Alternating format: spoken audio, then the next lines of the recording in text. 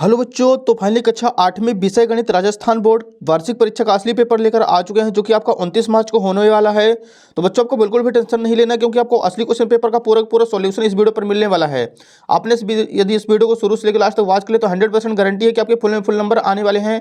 आपका एक भी नंबर कहीं पास से कटने वाला नहीं है। तो चलिए बच्चों, बिना टाइम वेस्ट किए देखिए, सबसे पहले यहाँ पे दिया गया बहुविकल्पी प्रश्न क्रमांक 1 से 5 तक। सबसे पहले यहाँ पे निर्देश दिया गया है, सही विकल्प चुनकर उत्तर लिखिए। प्रत्येक प्रश्न के लिए 1 अंक निर्धारित है।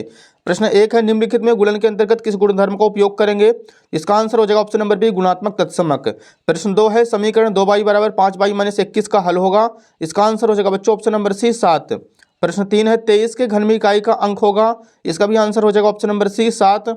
प्रश्न क्रमांक 4 है, 120 का 20% होता है। इसका आंसर हो जाएगा बच्चों ऑप्शन नंबर बी, 24।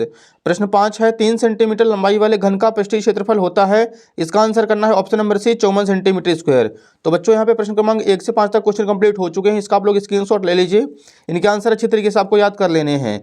नेक्स्ट देखिए, यहाँ पे रिक्त स्थान की पूर्ति कीजिए। प्रश्न क्रमांक 6 से 10 तक निर्देश दिया गया है, नीचे दिए गए रिक्त स्थान की पूर्ति कीजिए। प्रत्येक प्रश्न के लिए 1 अंक निर्धारित है। प्रश्न 6 है, परिमेय संख्याओं के गुणनफल के लिए शून्य एक तत्समक है। पहले का आंसर हो जाएगा गुणनफल। 7वां प्रश्न है, एक समचतुर्भुज के विकर्ण परस्पर लंबवत होते हैं। तो 7वें का आंसर हो जाएगा लंबवत। प्रश्न क्रमांक 8 है, किसी निश्चित घटना की प्रायिकता सदैव 1 होती है। प्रश्न 9, जीएसटी यह कर माल की आपूर्ति, सेवा या बिक्री पर लगाया जाता है। प्रश्न 10 है, किसी ठोस का पृष्ठीय क्षेत्रफल उसके फलकों के पृष्ठों का योग होता है। तो 10वें का आंसर हो जाएगा पृष्ठों। तो बच्चों, यहाँ पे 6 से 10 तक भी प्रश्न कंप्लीट हो चुके हैं। इसका भी आप लोग फटाफट स्क्रीनशॉट ले लीजिए, इनके आंसर आपको अच्छे तरीके से याद कर लेना है।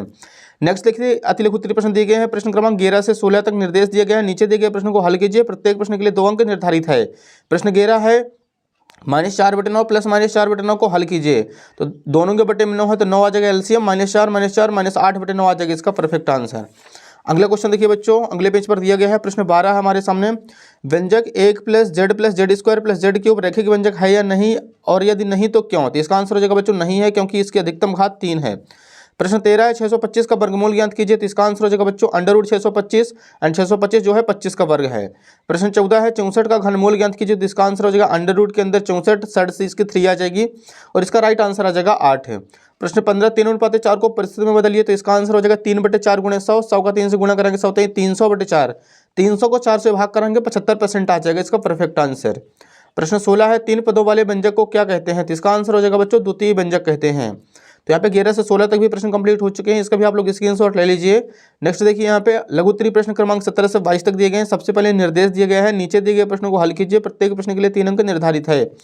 प्रश्न 17 हमारे सामने, -3/4 × -4/15 × 0 × 7 का मान ज्ञात कीजिए। तो यहाँ पे देखिए बच्चों, इसका आंसर किसी भी संख्या में यदि हम 0 का गुणा कराते हैं तो पूरी की पूरी संख्या 0 हो जाती है। तो इसका आंसर आ जाएगा 0।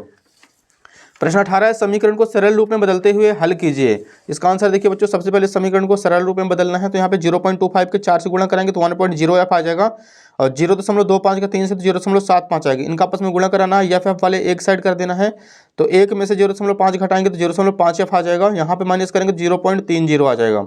तो यह बराबर 0.30/0.050, 0 से 0 कैंसिल, दशमलव से दशमलव कैंसिल, और 3 में 5 का भाग कराएंगे तो 0.6 आ जाएगा इसका आंसर। तो हो जाएगा बच्चों उत्तर क्रमांक 18। आप लोग इसका भी स्क्रीनशॉट ले लीजिए। अगला प्रश्न देखिए बच्चों, क्वेश्चन नंबर 19 है, जब एक पासे को फेंका जाता है तो 4 से बड़ी संख्या प्राप्त करने की प्रायिकता ज्ञात कीजिए। इसका आंसर देखिए बच्चों, सबसे पहले हमें यहाँ पे लिखना है अनुकूल परिणाम। तो अनुकूल परिणामों की संख्या है 2, कुल परिणामों की संख्या है 6। प्रायिकता बराबर सूत्र होता है अनुकूल परिणाम बटे कुल परिणाम। तो यहाँ पे आ जाएगा 2/6, 2 से काटेंगे तो 1 कम 2 2 6, 1/3 आ जाएगा इसका राइट आंसर। प्रश्न 20 है, जब एक थैले में 4 लाल गेंदें 2 पीली गेंदें हैं, थैले के अंदर बिना देखे एक गेंद निकाली जाती है, एक लाल गेंद प्राप्त करने की प्रायिकता क्या होगी? इसका आंसर देखिए बच्चों, सबसे पहले लिखेंगे अनुकूल परिणाम की संख्या 4, कुल परिणाम की संख्या 6। प्रायिकता बराबर सूत्र होता है अनुकूल परिणाम बटे कुल परिणाम, यानी 4/6, 4 को 2 से काटेंगे तो 2 4 2 3 6, 2/3 आ जाएगा इसका राइट आंसर। इसका भी आप लोग स्क्रीनशॉट ले लीजिए। अगला प्रश्न देखिए, 21 नंबर है, सबसे छोटी संख्या ज्ञात कीजिए जिससे 704 को भाग देने पर भागफल एक पूर्ण घन बन जाए। तो इसका आंसर आप लोग बच्चों यहाँ पे देख सकते हैं, हमारे सामने है 704 का एलसीएम करा देना है। यहाँ पे 2 के 2 पेयर 3 पेयर मिल जाएंगे, 11 बचेगा। तो यहाँ पे लिख देना, आता हुआ सबसे छोटी संख्या 11 है जिससे 704 को भाग देने पर भागफल एक पूर्ण वर्ग बन जाता है, पूर्ण घन बन जाता है। तो हो जाएगा उत्तर क्रमांक 21। अगला प्रश्न देखिए बच्चों, 22 नंबर है, किसी संख्या को दोगुना करने पर उस संख्या में 100% की वृद्धि होती है, यदि उस संख्या को आधा कर दे तो कितने % की हानि होगी? इसका आंसर देखिए बच्चों, किसी संख्या को दोगुना करने पर उस संख्या में 100% की वृद्धि होती है, तो उसे आधा करने पर उस संख्या में 100/2 यानी 50% की हानि होगी। तो हो जाएगा उत्तर क्रमांक 22। अगला प्रश्न देखिए बच्चों, यहाँ पे दीर्घोत्तरीय प्रश्न दिए गए हैं 23 से 26 तक। सबसे पहले निर्देश दिया गया है, नीचे दिए गए प्रश्नों को हल कीजिए, प्रत्येक प्रश्न के लिए 5 अंक निर्धारित है।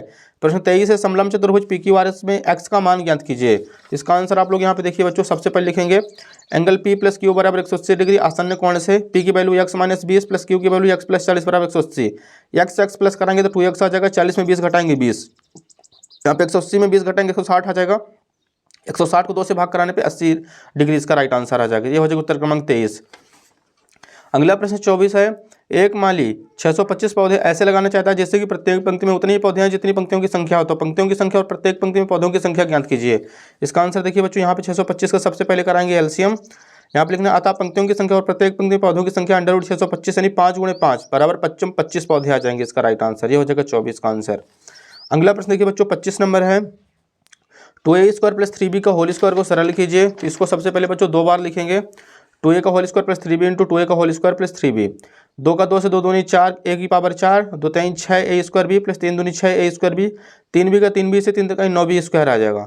यहाँ पे 4 a की पावर 4 एज इट इज, 6 जोड़ देंगे 12 a²b + 9b², यह आ जाएगा उत्तर क्रमांक 25।